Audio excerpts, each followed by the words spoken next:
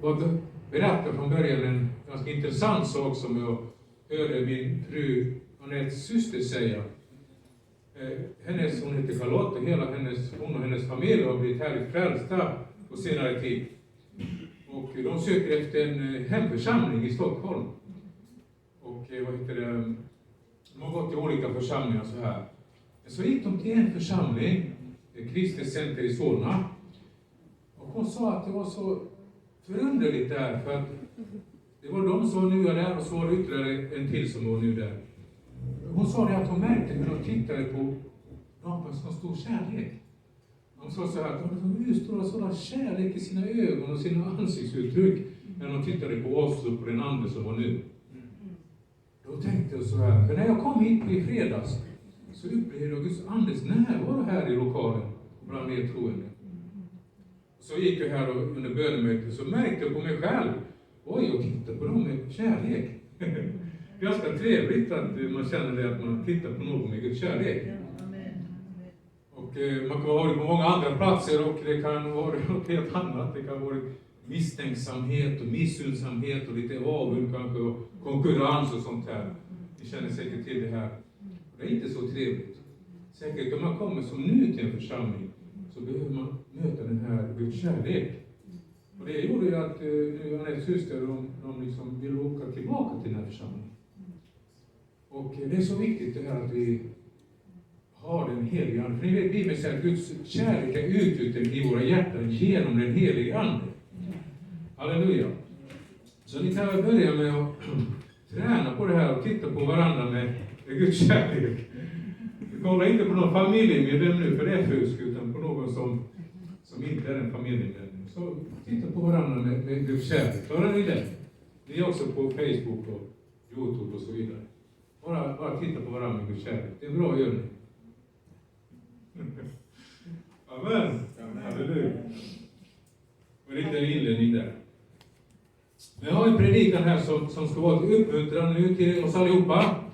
Men som ni märker så är det ju ständiga katastrofer i hela världen. Det är inte bara pandemin, alltså det är vapenskrammel från ryssarna och allt möjligt som händer och sker i hela världen. Det blir tolkning. Blir det tolkning? Jo, det blir tolkning. Okej. Så det kommer fram hit? Jag sitter nog hit. Du tar det där bort lite. Om det är okej. Det går helt okej. Nej, men det går bra. Så vi märker på nyheterna ett ständigt flöde av alltså oro och ångest och hela världen vacklar och bävar. Vill man slippa denna oro så ska man ta sin TV och slänga den. Då försvinner halva ångesten ungefär. When we look at the television, the news, there's a lot to be afraid of, there's a lot to worry about. But when you turn your attention away from the news, then it's time to throw away that worry. Och vi som kallas kristna, hur är det nu när den här biblisk-profetiska nalkas? Ni vet, 7-åriga vedermödan är faktiskt står för döden. Yes. Okej. Så, och Jesu återkomst närmar sig. Man kallar det för jordens undergång i vanlig folkmun. Det här närmar sig. Hur har vi det kristna mitt i allt det här? You know, as a Christian, how do you see the prophecies of the Bible? The 7 years of the 7 years and also Jesus' return to the earth. Ja, du är bra på att tolka, broder. Alltså, det är långa meningar. Det är bra. Amen. Så vad är våra hjärtan och tankar fokuserade på? Är det på det himmelska eller är det på det jordiska? What has our attention? Is it the heavenly things or the earthly things? Är vår förhoppning och längtan till det himmelska eller det jordiska trygghet och förnöjelse? Are we expectant, or do we have our trust in God's promises, in the heavenly things, or do we have our trust and our safety in earthly things? Frikyrkligt folk känner igen sångverserna. Himmel och jord ska brinna, men löftena det står kvar. Och ovan där randas morgonen. Ovan där randas morgonen. Det har sjungits i årets 10:e. There's this song that heaven and earth shall pass away, but his word shall abide forever. I'm sure some of you recognize this song.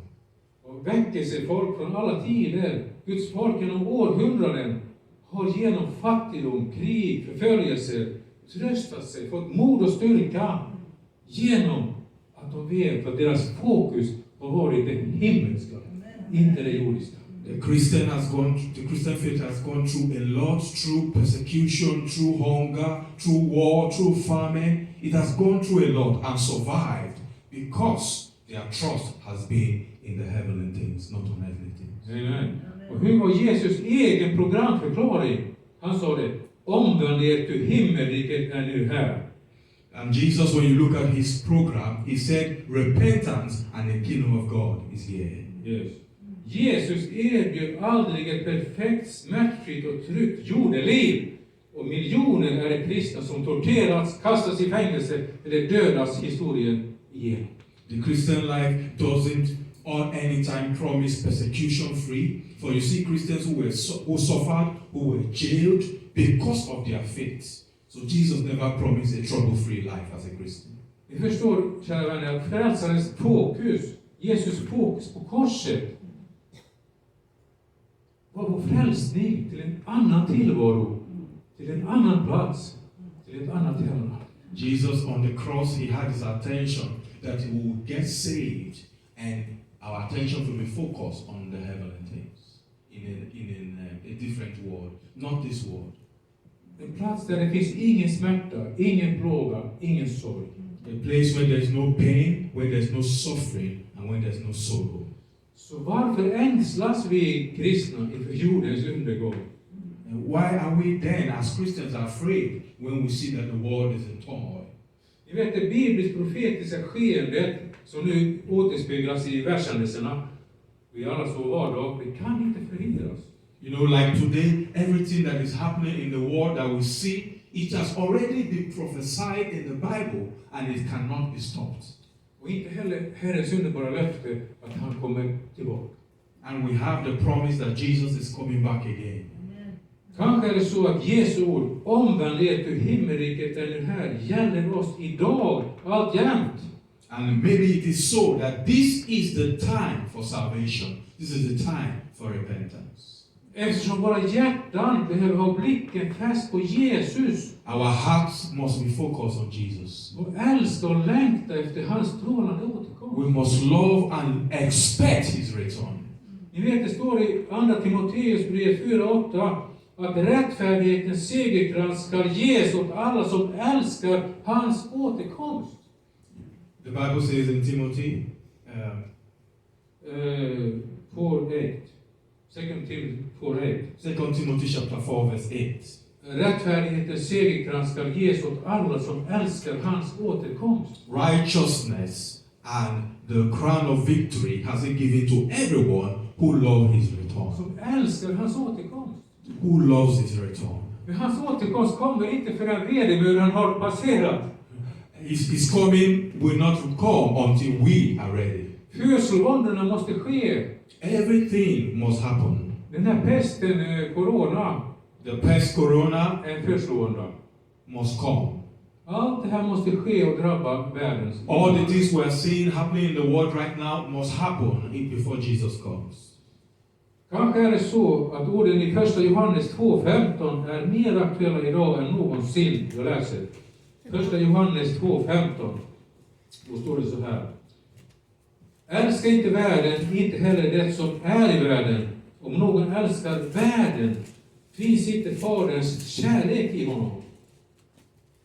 1 John 2:15 and further on to verse 17. 2:15. Älska inte världen, inte heller det som är i världen. Om någon älskar världen, finns inte Faderns kärlek i honom. Love not the world, neither the things that are in the world. If any man love the world, the love of the Father is not in him. Vi pratade om kärlek tidigare. We talked about love earlier on. Om vi älskar världen så kan inte Guds kärlek nå oss. If we love the world, then the love of God cannot be in Det är vad us. Bibeln säger här. That's what the Bible says. Ty allt som finns i världen, köttets begär och ögonens begär och högmod över livets goda, det kommer inte från Fadern utan från världen.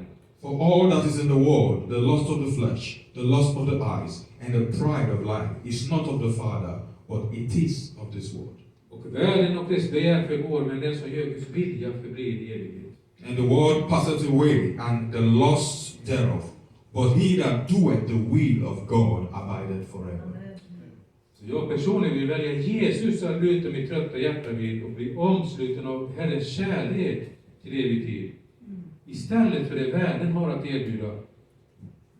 Personally, I want my heart to be filled with the love of God. My focus should be on God instead of the things that this earthly world has to offer. Och nu ska jag bli lite personlig med tillåtelse från min fru här. Vi har haft i våra vandring där vi fått välja det himmelska eller det jordiska. In our journey, this is personally from my wife, in our journey, we have chosen the heavenly things above the earthly things. Så ungefär 14-15 år sedan så försökte vi några år att skaffa barn.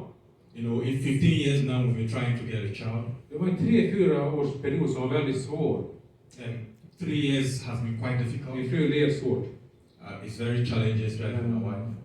Nu vet jag, det är Guds vilja att man ska föröka sig, att man ska skaffa barn, det är välsignelse att ha barn och sådär. I know it is the will of God that we should multiply and have children. Men det kanske kan vara så att precis alla behöver inte skaffa barn.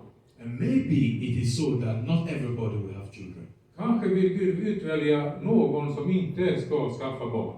Maybe it is the will of God that some should have and some shouldn't have. Det är ingen omöjlighet. It's not impossible. Men Guds vilja är att de flesta ska göra det. But it is the will of God that most people should have children. Men sen åkte vi till Pakistan då i en sån här missionsresa. But one journey we went to Pakistan for a mission journey.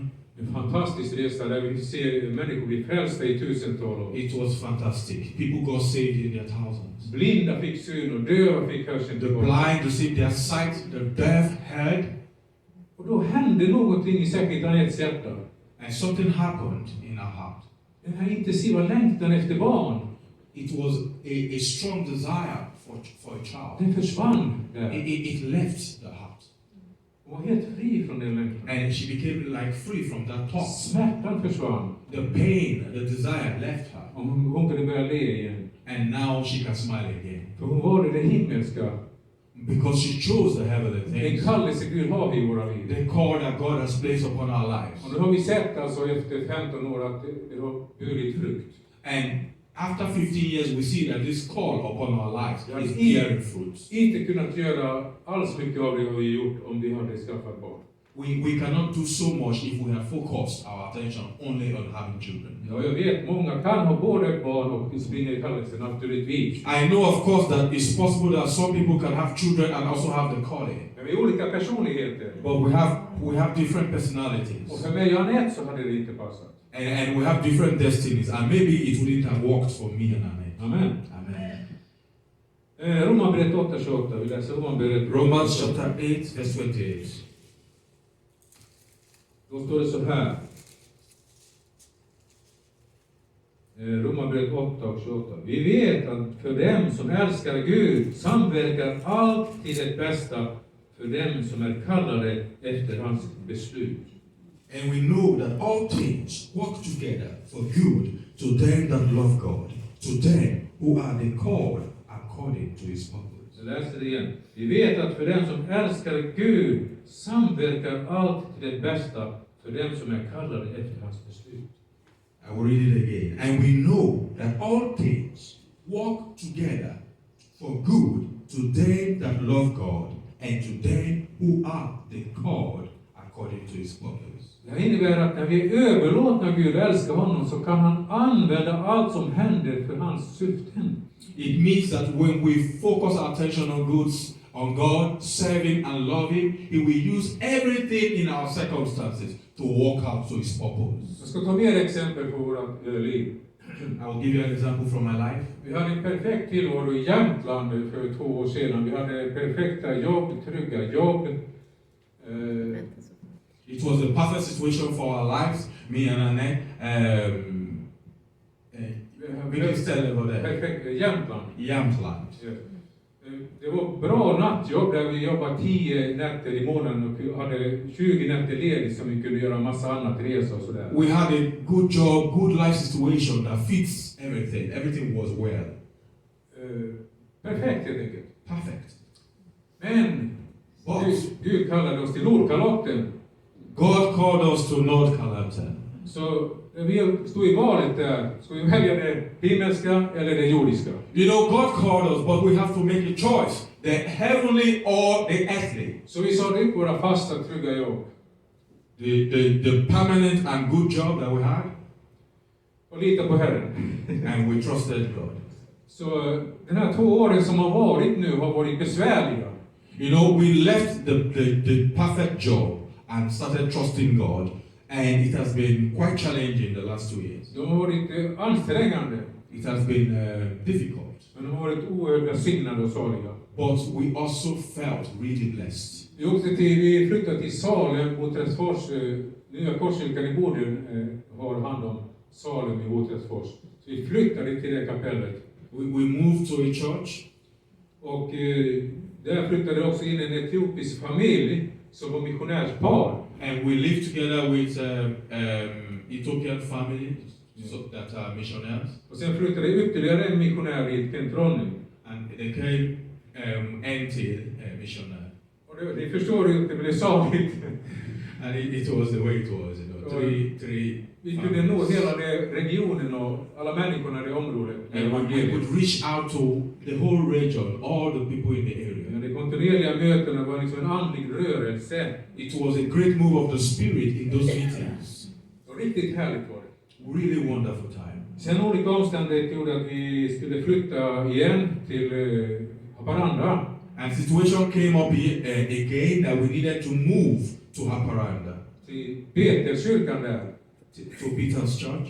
Och där samarbetar med frikyrkorna i evangelisation och annat. Välsignat. And we walked together with a free church in evangelism. Men sen är det så här att jag skickar ut artiklar till vanliga dagstidningar, sekulära dagstidningar. And we sent an article to the newspapers. Och för många dagstidningar så publicerar man bara sådana som lokalboende skickar in, som bor i regionen. And those newspapers, they publish only the things that those that live there send in. Och jag bodde där och så skickade jag in till påsken en väldigt evangelistisk artikel. And I lived there, so I sent an article in an Easter period, an evangelism article. Och de publicerade den. And they published it. Och sen skickade jag en kristen artikel till 2 stadstidningar i Tornio och Kemi. And I sent articles to the newspaper in Tornio and Kemi. På finska sidan. In the Finland side. Och de publicerade den. And they published it. 80 000 människor nåddes av Guds ord och evangelium. 80,000 people were reached by the word of God. Vad hade hänt om vi hade stannat i Jämtland? If we had stayed back in Jämtland, Ja, om vi hade valt det jordiska istället för det himmelska syftet. if I had chosen the earthly things instead of the heavenly things, 80 000 hade inte fått det här. this world wouldn't have gotten out to 80,000 people. Det har varit besvärligt med olika saker under den här 2-årsperioden. Of course, we have faced challenges within this 2 period. Men 2 years. oerhört välsignat för Guds rike. But we have been blessed for the kingdom of God. Halleluja. Amen.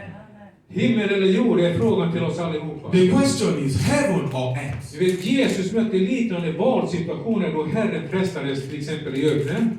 And Jesus met situations where he had to make a choice even in the wilderness. Och vi vet att han valde det himmelska syftet. And we know he chose heaven. I Getsemane är samma sak. Jesus mötte en valsituation.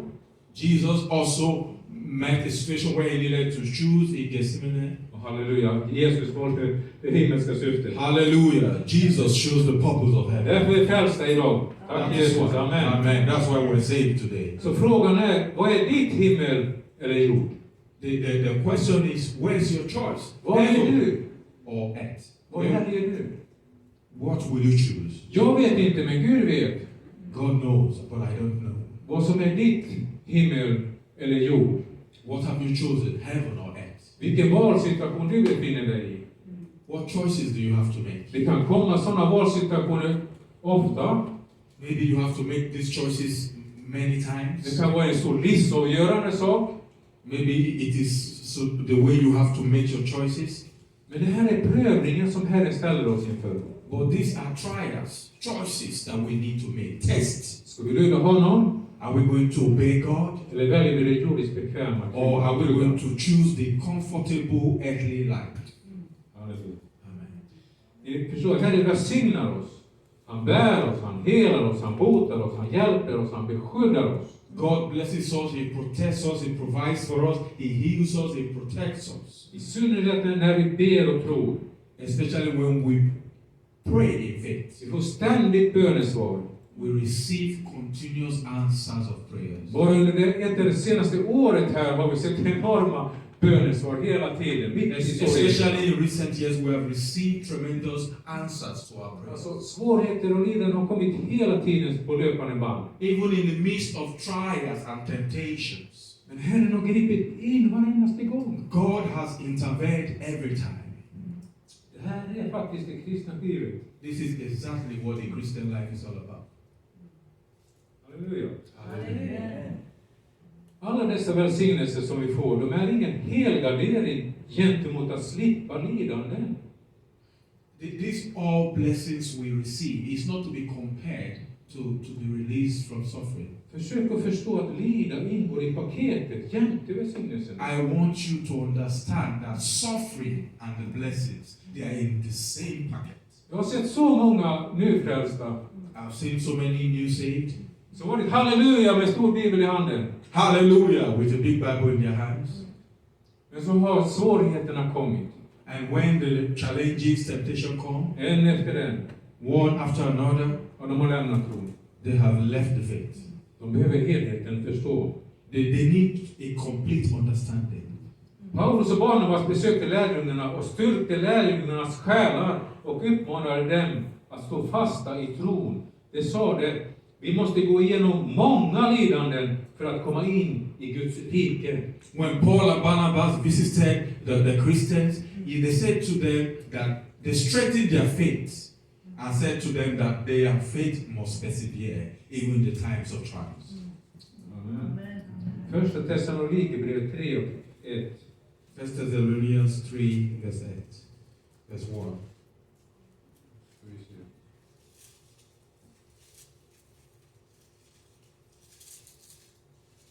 Första Tess 3 och 1.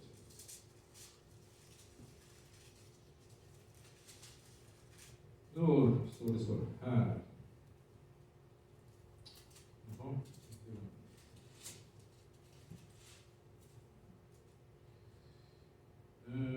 Första Tess 3 och 1, där har vi det. När vi därför inte längre kunde härda ut beslöt vi att ensamma stanna kvar i Aten, och vi sände Timoteus, vår broder och Guds medarbetare i Kristi evangelium. Han skulle styrka och uppmuntra er i tron, så att ingen skulle vackla under dessa lidanden. Vi vet själva att vi är bestämda till att utstå sådana.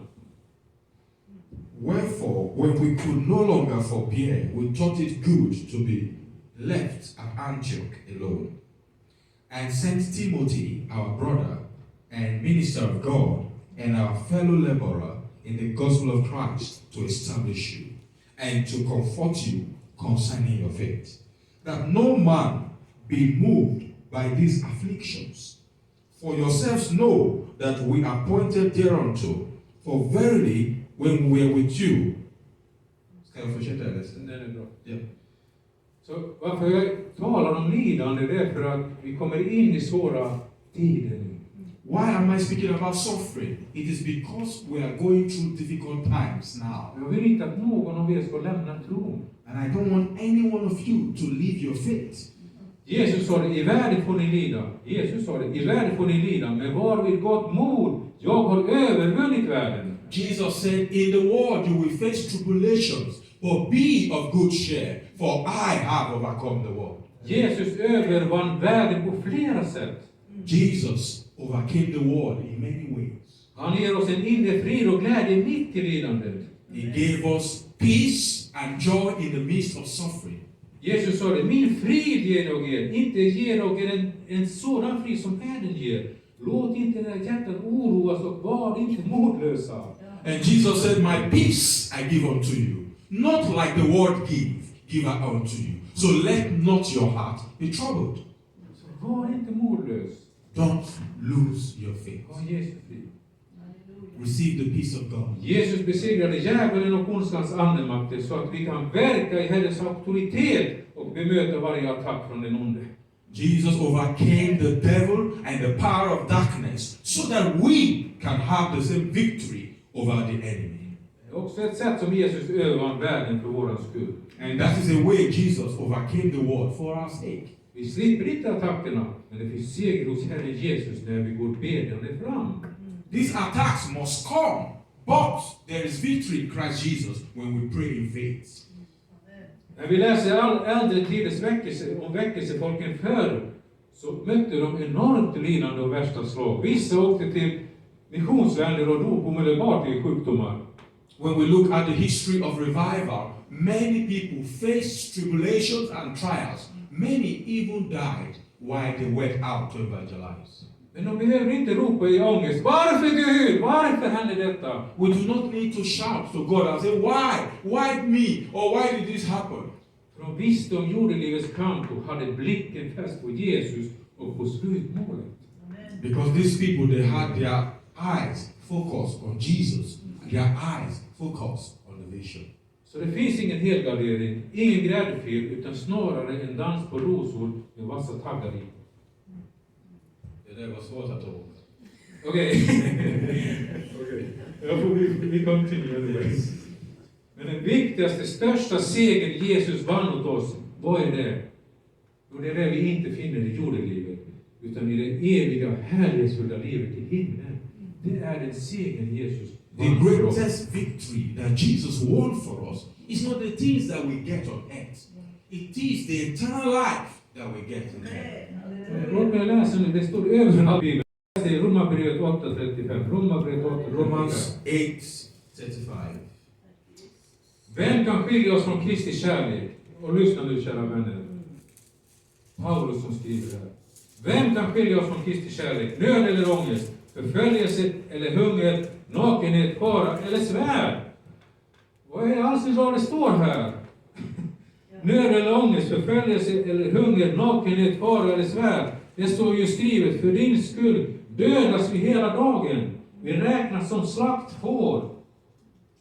Men i allt detta vinner vi en överväldigande seger. Halleluja. Genom honom som har älskat oss. Ty jag är viss om att varken död eller liv, varken änglar eller furstar, varken något som nu är eller något som ska komma, varken makter, höjd eller djup eller något annat skapat ska kunna skilja oss från Guds kärlek i Kristus Jesus, vår Herre. Halleluja. Amen. Or distress, or persecution, or famine, or nakedness, or peril, or sword. As it is written, for thy sake are we killed all day long. We are counted as sheep for the slaughter. Nay, in all these things we are more than conquerors through him that loved us. For I am persuaded that neither death, nor life, nor angels, nor principalities, nor powers, nor things present, nor things to come, nor height, nor depth, nor any other creature shall be able to separate us from the love of God which is in Christ Jesus our Lord. Amen. Jag älskar din tolkning, broder. Kan man få låna dig till missionsmötet? Amen. Mycket bra.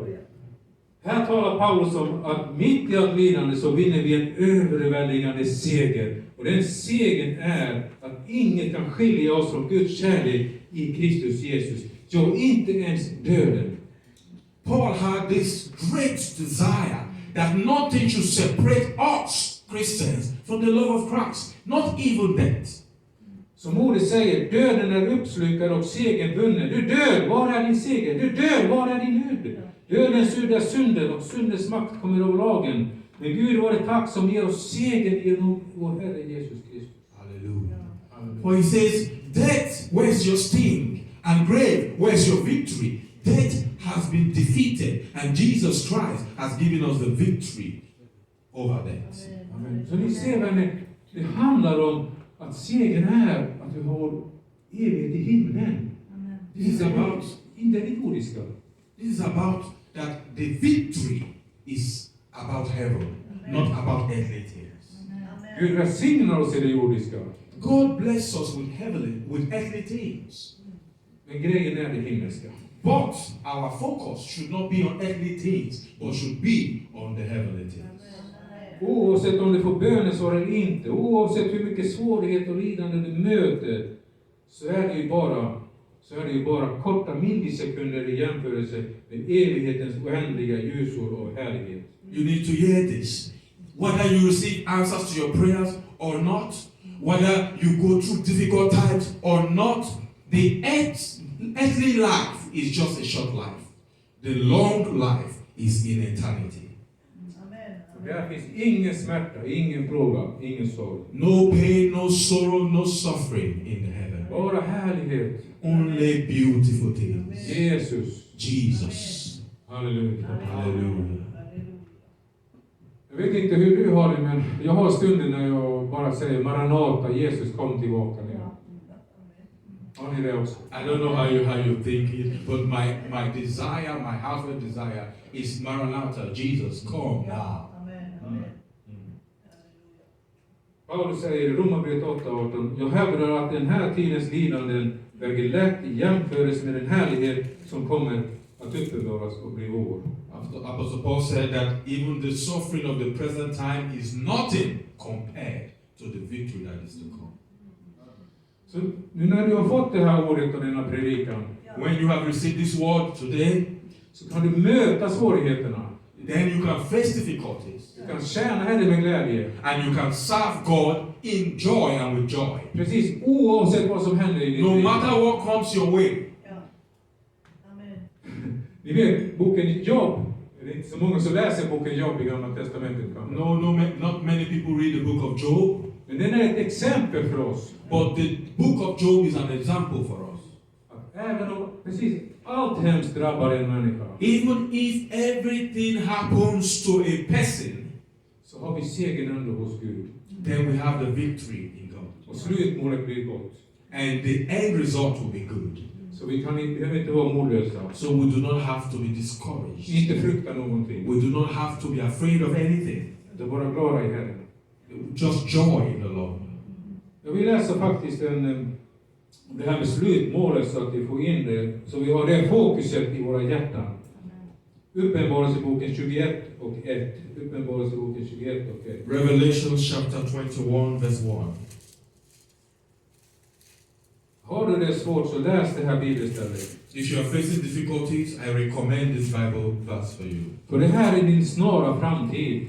Because this is the near future. Kom ihåg att livet är väldigt kort. Remember that life is short. Vi kan dö när som helst. We can die whenever. Vi kan dö imorgon. Even tomorrow. Om en vecka. Even this week. Det kan hända när som helst. It can happen anytime. Men det här som vi nu ska läsa. But this we're going to read. För dig som är frälst till Jesus, så är det din eviga framtid. This is your everlasting future. Halleluja. Och den är snart hos oss alla. And it is near. The time is near. Och jag såg en ny himmel och en ny jord. För den första himlen och den första jorden hade försvunnit. Och havet fanns inte mer. Och jag såg den heliga staden, det nya Jerusalem, komma ner från himlen, från Gud. Redo som en brud, som är smyckad för sin brudgum. Och jag hörde en stark röst från tronen säga: se, nu står Guds tabernakel bland människorna. Och han ska bo hos dem, och det ska vara hans folk. Och Gud själv ska vara hos dem. Och han ska torka alla tårar från deras ögon. Alla tårar. Döden ska inte finnas mer. Och ingen sorg. Och ingen gråt. Och ingen plåga. Ty det som förr var är borta. Han som satt på tronen sa det: se, jag gör allting nytt. Och han sa det: skriv, ty dessa ord är trovärdiga och sanna. Han sa det också till mig: det har skett. Jag är A och O, begynnelsen och änden. Och den som törstar ska jag ge att dricka fritt och förintet ur källan med livets vatten. Halleluja. Den som segrar ska få detta i arv, och jag ska vara hans Gud, och han ska vara min son. Amen. And I saw a new heaven and a new earth. For the first heaven and the first earth were passed away, and there was no more sea. And I, John, saw the holy city, New Jerusalem coming down from heaven, out of heaven, prepared as a bride adorned for her husband.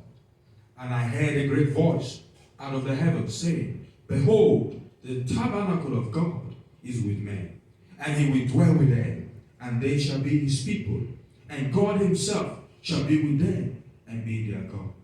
And God shall wipe away all tears from their eyes, and there shall be no more death, neither sorrow nor crying, neither shall there be any more pain, for the former things are passed away. And he that sat upon the throne said, Behold, I make all things new. And he said unto me, Write, for these words are true and faithful. And he said unto me, It is done. I am Alpha and Omega, the beginning and the end. I will give unto him that is thirsty of the fountain of the water of life freely. He that overcometh shall inherit all things, and I will be his God, and he shall be my son. Så den avslutande frågan, kära vänner, lyssna i anden vad Herren talade till dig. Listen in the spirit what God is speaking to you. Vad är ditt val, himmel eller jord? What is your choice, heaven or earth? Bara du och Herren vet vad som rör sig i ditt liv. God knows the situation you are in. Gud vet vad din kallelse är. God knows what calling you have. Du vet det. And you know in your heart. Du vet vilket val du har att göra mellan det himmelska eller det jordiska. You know the choices that you have to make between the heavenly or the earthly. Du vet vad ditt Getsemane är. You know what your Gethsemane is. Du vet vad ditt kors att bära för Herren är. You know what cross you need to bear for the Lord. Jesus gjorde allt för dig och mig på korset. Jesus did everything for you and me on the cross. Genom sin uppståndelse från de döda. Through the resurrection of life. Den helige Ande är utgjuten. The Holy Spirit has been released Till oss given. to everyone. Så vi har obegränsad kraft. So we have unlimited power. Obegränsad kraft att lyda Herren. We have unlimited grace to listen and obey God. Men Gud vill ha våra fria vilja. But God wants our free will. Han vill inte tvinga oss. He doesn't want to force us. Han vill ha att vi gör det av hjärtat. He wants us to do it with our heart. Ska vi välja himmel eller jord? Are we going to choose heaven or are we going to choose hell? Det kan bara bli var och en svara på. We can only make one choice. Halleluja. Tack Jesus, tack himmelska Fader för att du har talat till. Du vet vad som rör sig i allas hjärtan, Herre. Det är bara du och var och en, Herre. Så ber och tackar dig för att ordet fått slå in. Tack för att du verkar också genom denna fråga, Herre. Om att välja det himmelska eller det jordiska. Du vet vilken valsituation var och en av oss står i. Ni som lyssnar via nätet och vi som är här. Också i mitt eget liv.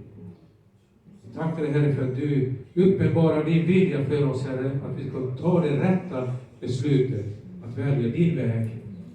Det får kosta vad det kostar vill. Vägen är smal. Men du vandrar på den, Jesus. Och vi vill vandra med dig, Jesus. För du är livets första. Det finns inget liv utanför dig, Jesus. Och vi vill inte veta av något annat än ditt liv, Jesus. För allt annat är tomhet. Tack dig Herre för att du talar just nu till var och en. Vad som är vårat val, Herre. Vad är det himmelska? Vad är det vi ska välja? I Jesu namn. Amen. Halleluja.